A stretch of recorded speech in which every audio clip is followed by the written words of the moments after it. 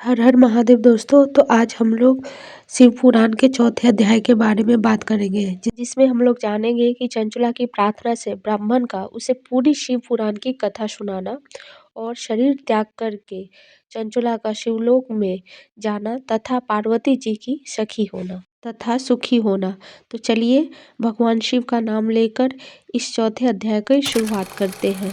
पिछले अध्याय में हमने जाना कि जो चंचला का पति था वो दुराचारी था, दुष्कर्म करता था, वैश्यगामी था। इसी कारण उसकी मृत्यु हो गई। इस कारणवश वो कई युगों तक नरक में पड़ा रहा और बहुत सारी यातनाएं भोगता रहा। अंत में विंध्याचल पर्वत पर जाकर उसने एक प्रेत योनि में जन्म लिया। वैसे चंचला पहले भक्ति के मार्ग पे थी, लेकिन अपने पति का जो आचरण है वो देखकर वह भी उसी मार्ग पे चल देती है। उसके बाद वो एक तीर्थ स्थान पे जाती है और वहाँ पे वो उस एक ब्राह्मण के मुंह से शिव पुराण की कथा सुनती है और तभी उसको पश्चाताप होने लगता है। उसके बाद चंचला उस ब्राह्मण देवता के पास जाती है और कहती है कि हे ब्राह्मण देवता, मैंने जो पाप किए हैं, जो मैंने कर्म किए हैं वो बहुत ही बुरे हैं। तो इसके पाप को दूर करने के लिए, इसे हटाने के लिए और इससे मुक्ति पाने के लिए मैं क्या करूं? इस पर ब्राह्मण देवता उत्तर देते हैं कि आपको शिव पुराण की कथा सुननी चाहिए। शिव पुराण एक ऐसा ग्रंथ है जो आपके सारे पापों को नाश कर देती है, लेकिन इसके लिए आपको अंदर से पश्चाताप होने की जरूरत है। ऋषिवर कहते हैं कि जो पश्चाताप है वो पाप नाश करने में बहुत ही आसानी होती है। तो अगर आप दिल से पश्चाताप कर रहे हो, मन से कर रहे हो, तो आपको इससे मुक्ति मिलने का रास्ता जरूर मिलेगा।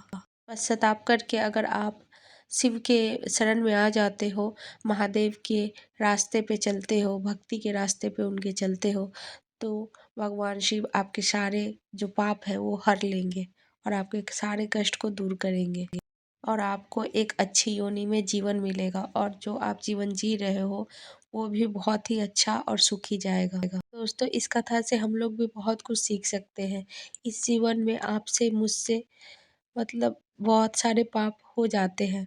कुछ तो हमें अनजाने में कर देते हैं, कुछ हम लोग से जानने में हो जाते हैं, जो कि हम किसी को बता भी नहीं सकते। और वही पाप अगर हम मन में रखते हैं तो वो और भी ज़्यादा बढ़ता ही जाता है और उसको अंदर रखने से वो हमें भी पीड़ा देता है, कष्ट देता है और इससे हमारा भी विनाश हो सकता है।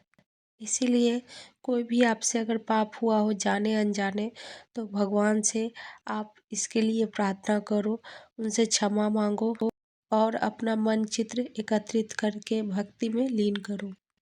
महादेव सब कुछ ठीक कर देंगे। इसीलिए इस कथा से हमें भी बहुत कुछ सीखने को मिलता है।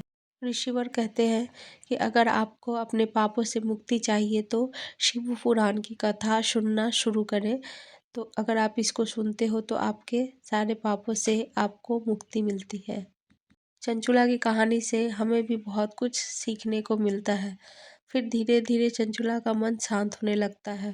शिव पुराण की कथा सुनने के कारण जो चंचुला है उसके सारे पाप नष्ट हो जाते हैं और फिर जब वह शरीर त्यागती है तो जो शिवगण है उसे लेने के लिए आते हैं।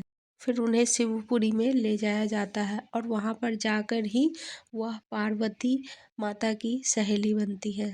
तो दोस्तों, चंचला जो दुराचारी हो गई थी, कोई भी पुण्य कर्म नहीं करती थी, लेकिन जब उसने शिव पुराण की कथा सुनी तो उसको सुनने मात्र से ही उसके सारे पाप नष्ट हो गए और अंत में वह शिवपुरी को गई और माता पार्वती की सखी बनी।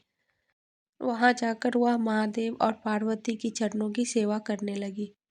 तो दोस्तों, हमें भी ये मनुष्य जीवन इसलिए ही मिला है, तो हमें माया के पीछे नहीं भागनी चाहिए बल्कि प्रभु भक्ति करनी चाहिए। तो दोस्तों, एक तरफ जो चंचुला पाप कर्म करती थी, वह विचार करती थी, लेकिन सिर्फ पश्चाताप के कारण और शिव पुराण के कारण उसे भी शिवपुरी को प्राप्त हुआ।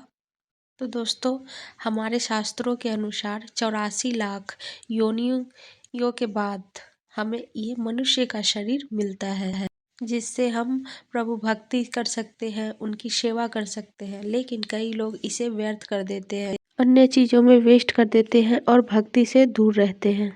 तो हमें प्रभु भक्ति करते रहनी चाहिए, जिससे हमें कोई भी जो बुरा विचार है वो हमारे मन में नहीं आता।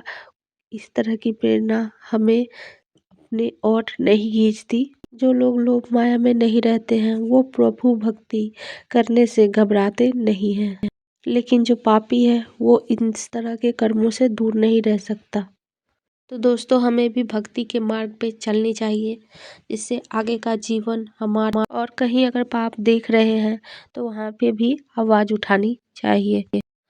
तो दोस्तों, इस तरह शिव पुराण की जो कथा है वो हमारे छोटे भाई बहन या फिर घर के हर सदस्य, जितने भी लोग हैं, सबको सुनानी चाहिए। भक्ति में लीन रहना चाहिए, जिससे हम आगे चलकर मोक्ष की प्राप्ति कर सकें और अंतकाल हम लोग भी शिवपुरी जा सकेंगे और महादेव और पार्वती माता की सेवा कर सकेंगे। तो दोस्तों, आज की कथा यहीं पे समाप्त करते हैं और चंचुला की कथा आगे भी इसी तरह जारी रहेगी। मिलते हैं 5वें अध्याय में कल सुबह फिर से इसी वक्त। दोस्तों, जितने लोग भी इस वीडियो को देख रहे हैं या फिर सुन रहे हैं, भगवान उन सब पे कृपा करे, सबको अपनी शरण में रख। हर हर महादेव।